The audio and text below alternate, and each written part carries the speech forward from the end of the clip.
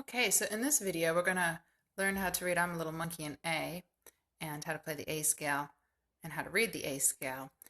Last week we went over the E string and I'm a Little Monkey on E. So if you remember, the spaces spell out face, starting from the bottom. F, A, C, E. So our first note is our open E string. And then we went up to the line above it, which is F sharp, our first finger. And then we go to the space. So when we read music and we're going up one note at a time, it's, line, space, or space, line. And so here we are above the line on G sharp. Now we've run out of spaces and lines on our staff. So now if we want to go any higher, we have to create our own lines. And these are called ledger lines. So we create a ledger line and we put the note on the line. And there's our A, third finger on the E string. Now, last week when I wrote this out, I put the sharps on the note, F sharp, G sharp, and notice that there's just nothing here but our treble clef, which is the clef that violins read. So if you look down here now at I'm a Little Monkey in A, we've gone over that the A scale has three sharps, Fanny, can't, go. And if you take a close look right here, this is what we call the key signature. This is the first thing that we should look at when we start to play a piece. It tells us the key.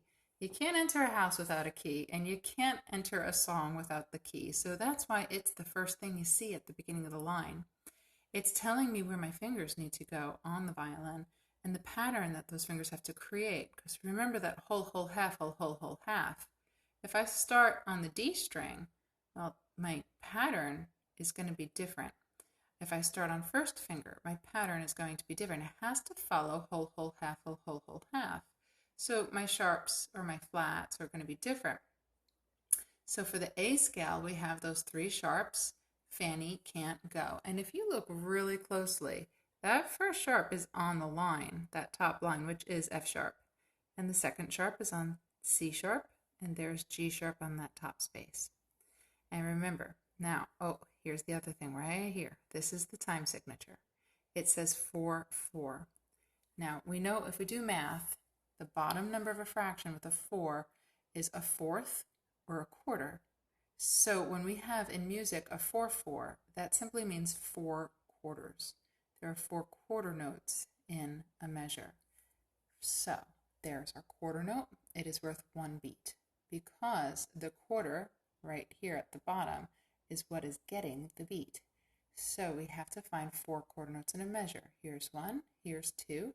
And if you remember from last week's video, 2 eighth notes together make up another quarter note. 2 eighth notes are 1 beat, or 1 quarter.